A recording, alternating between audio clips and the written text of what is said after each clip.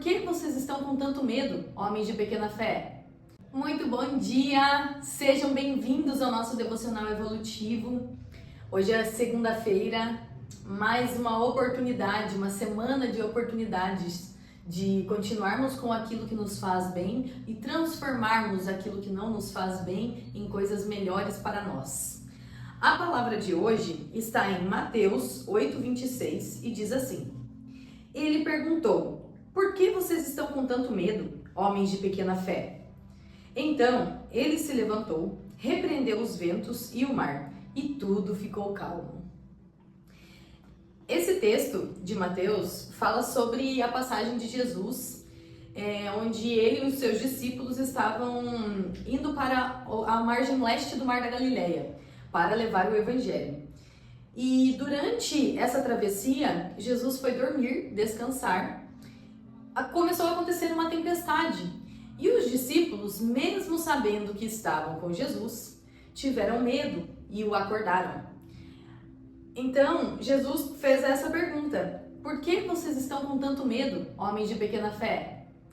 Porque nós sabemos que confiar em Jesus é diferente de conhecê-lo. Ou se alguém aqui não sabe, que saiba a partir de agora.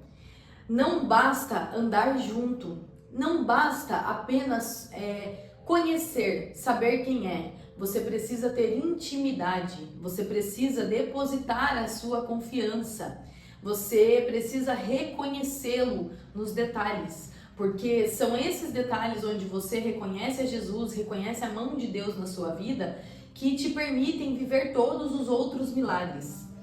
A nossa fé, a Bíblia mesmo diz que mesmo que tivermos fé do tamanho de um grão de mostarda, não sei se vocês já viram um grão de mostarda, mas ele é bem pequenininho, que Deus nos ouve e atende às nossas orações. Mas todos os dias nós podemos fazer o exercício de aumentar a nossa fé, pedir por mais fé, aumentar o vigor dela, porque não basta andar junto, não basta conhecer a Jesus, não basta conhecer a história do Evangelho ou saber o que Jesus fez por nós. Não é suficiente, nós precisamos reconhecê-lo, viver junto com ele, buscar a sua imagem e semelhança sempre. Diante das nossas adversidades, das nossas provações, muitas vezes acaba sendo mais desafiador buscar a Jesus e entregar as situações nas mãos dele para que sejam resolvidas da melhor forma para nós. Porque nós nos apegamos ao nosso intelecto, nos apegamos à nossa inteligência humana. E quando falamos sobre coisas de Deus, sobre Jesus e sobre toda essa maravilha que envolve o Evangelho, não é sobre a nossa capacidade humana. Nós somos seres que estamos tendo uma experiência aqui na Terra, moramos nesse corpo por enquanto. Então, a gente não deve se apegar à nossa inteligência, visto que Jesus, Deus, tem um plano muito maior e melhor para as nossas vidas. Muitas vezes, por nós apenas andarmos junto, caminharmos junto, nós estamos deixando de viver os milagres. Veja bem, você pode estar indo na igreja toda semana. Uma vez por semana você vai à igreja, você ora, você pede.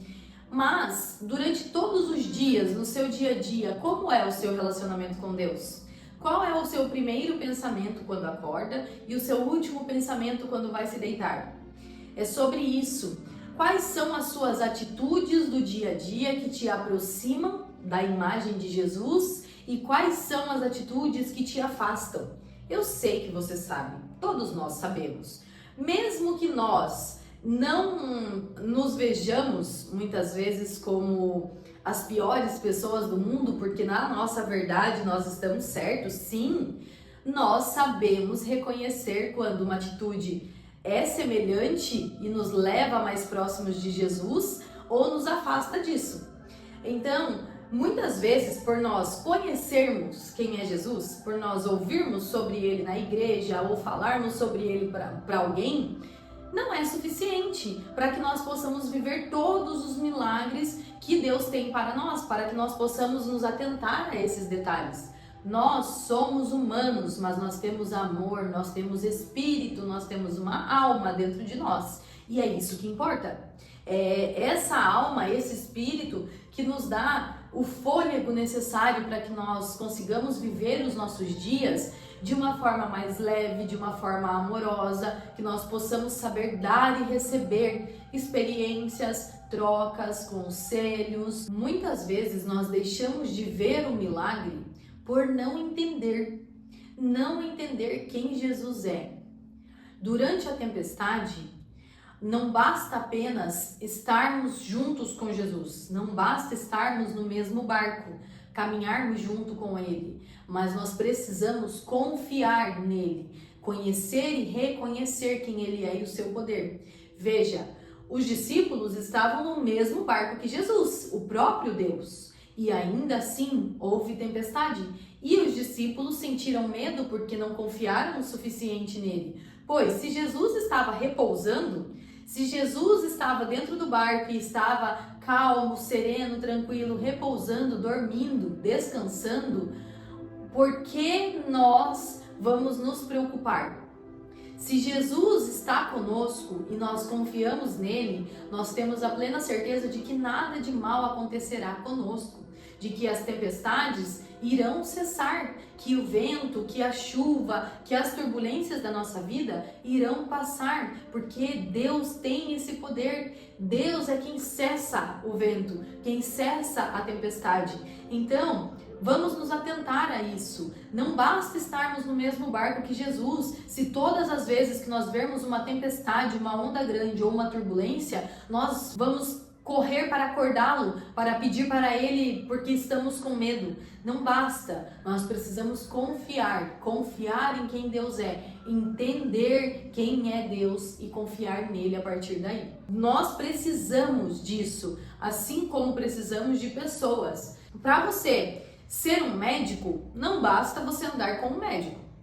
Você não se torna um médico por ter um amigo que também é médico. Isso precisa vir de você. Com Jesus é a mesma coisa. Para que você seja curado, livrado, protegido, para que você reconheça as mãos de Deus na sua vida, no seu dia a dia, não basta você andar junto, não basta você saber quem é Deus. Você precisa estar em comunhão com Ele. Você precisa entender que dentro de você existe partes de Deus, que tudo aqui foi Deus quem planejou, todas as nossas células. Então, nós precisamos construir essa relação de comunhão com Cristo. Aqui ele diz assim: quantas vezes o seu choro foi mais alto do que o seu clamor?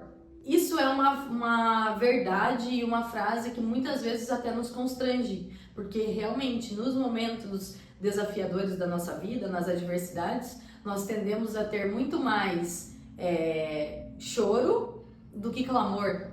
Nós tendemos a tentar resolver e solucionar as coisas através das nossas mãos, ao invés de deixar nas mãos de Deus, que é quem já sabe como resolver aquilo como ninguém. Pois se Deus fez tudo o que Ele fez na vida dos grandes homens da fé da Bíblia, por que Ele não faria na nossa?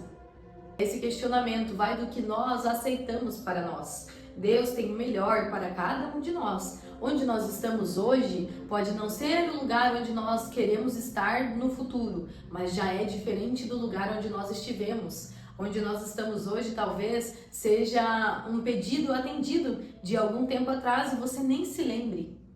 A dinâmica para que a gente possa reconhecer os milagres e fazer essa comunhão, ter essa confiança, é agir sobre as coisas que ainda não são como se já fossem. Portanto, quando vocês forem orar, quando vocês forem pedir, peçam de todo o coração a vontade de Deus, que seja feito o melhor para a vida de vocês.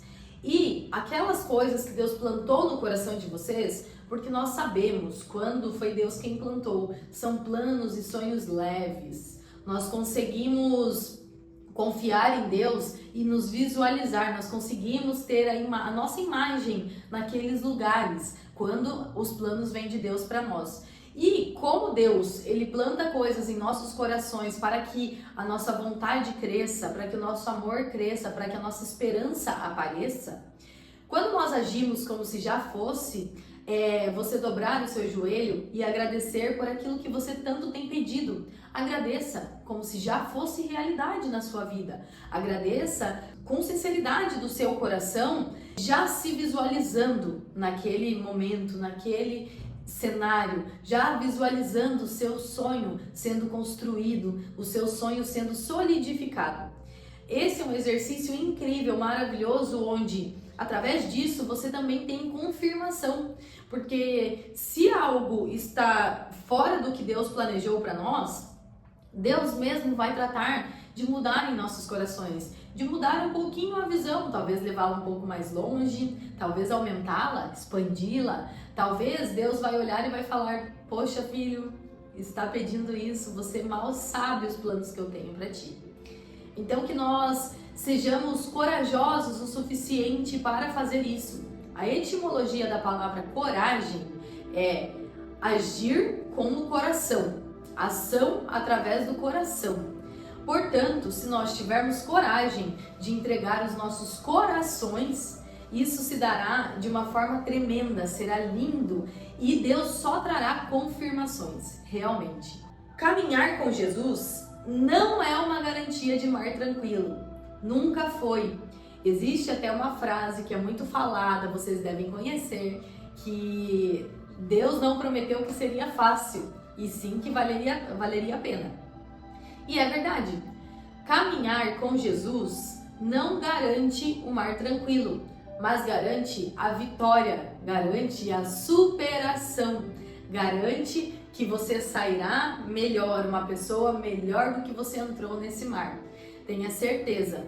Todos vocês que já tiveram uma experiência com Jesus, que já sentiram um pouquinho do Espírito Santo, do amor de Deus, sabem disso. Que depois da gente sentir, mesmo que seja um pouquinho, você não consegue voltar a ser quem era. Você se torna um ser humano melhor, inevitavelmente. Ficamos com essa palavra. Vamos orar agora e pedir a Deus que nos dê consciência sobre isso. Senhor, muito obrigado por esse dia, obrigado por essa reflexão e por nos dar coragem. Obrigado por nos ensinar, Deus, sobre coragem, sobre fé e sobre lealdade ao que nós acreditamos. Tudo aquilo que cremos se torna realidade. Tudo aquilo que o Senhor plantou nos nossos corações será realidade na nossa vida. Nós bem sabemos que os seus planos para nós são planos de felicidade, de amor e paz. Então nós queremos vivê-lo. Pai, quebranta os nossos corações nesse momento, que a nossa semana seja cheia de coragem, coragem para buscá-lo, coragem para ouvi-lo, coragem para viver diante da sua palavra, conforme a sua palavra diz. Jesus, nós queremos confiar em Ti, diante das tempestades, que o Senhor seja o nosso abrigo, que o Senhor seja o primeiro pedido de socorro que nós faremos, pois fazendo isso nós saberemos que será o primeiro e único. Confiamos plenamente em Ti, quebranta os nossos corações, abençoa o trabalho feito pelas nossas mãos, as palavras feitas pelas nossas bocas e que tudo onde nós tocarmos durante essa semana seja próspero, em nome de Jesus. Amém. Amém. Façam todos uma linda semana. Coragem!